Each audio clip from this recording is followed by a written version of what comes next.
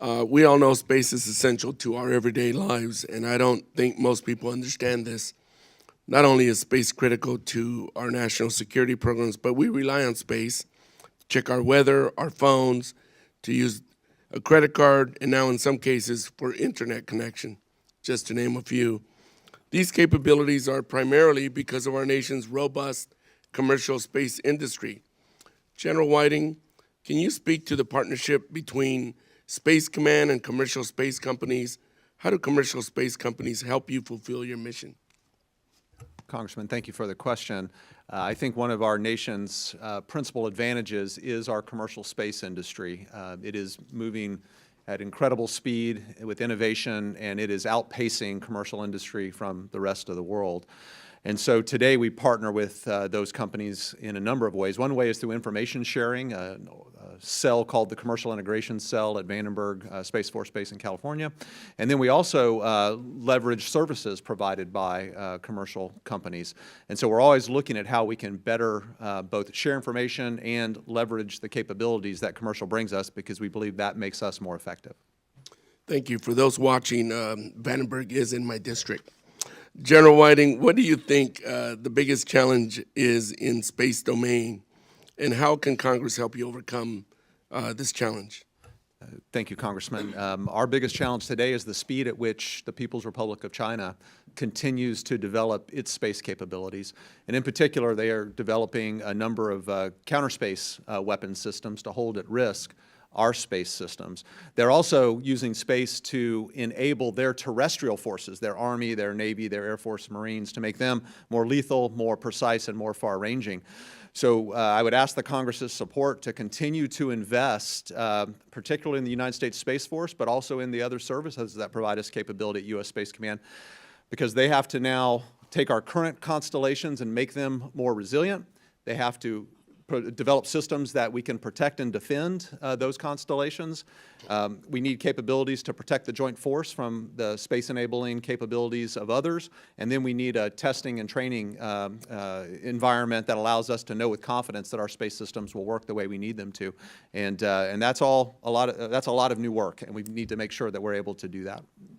Thank you. Space Command's and the Space Force's ability to move quickly has been impressive. Dr. Plum, can you elaborate on why a mission like Victus Nox is important, and why do you think we've seen success when moving quickly when it comes to space, whether it's it be technically responsive space or Space Development Agency proliferation satellite architecture? Thank you, Congressman, for the questions here. On Victus Nox, which is a tactically responsive launch, I'm a big fan of this concept of being able to launch quickly, in particular in the way it was done there, which is in response to, a simulated threat. So I think the idea of what you use tactically responsive launch for, the original thought was maybe use it for reconstitution, which may have a play here, but I really do think the idea of there's something new, we want to go look at it. How fast can we stack a rocket, get a payload on there to go inspect a thing, or is a really interesting question, and I think the services really knocked it out of the park on that particular mission. Your second question was about moving faster, I think, in Space Development Agency, and as General Whiting just said, partnering with commercial space, which is currently an economic engine for the United States, which we should all be proud of. One of the things the business community needs to do is actually innovate at speed so they can close their business case, and we're trying to figure out how to harness that. And I think what Derek Turnier is doing at SDA is really impressive, which is trying to get the government to move faster and trying to build on best of current available and do replenishment with increasing technological upgrade as we go. It's a really impressive thing he's doing, and I think we need to continue to encourage it. And as I've said in this committee before, that also means we would need congressional help to make sure that if something fails or not every single satellite works, that we don't shut down that effort. That's actually built into the way we want to design going forward. Thank you. I won't have time for your response, but I want to put this question in the record. Responsible behavior in space is critical to the productive use of this domain now and for future generations. Dr. Plum, how does the department encourage responsible behavior or deter dangerous behavior in this domain? You don't have to answer it.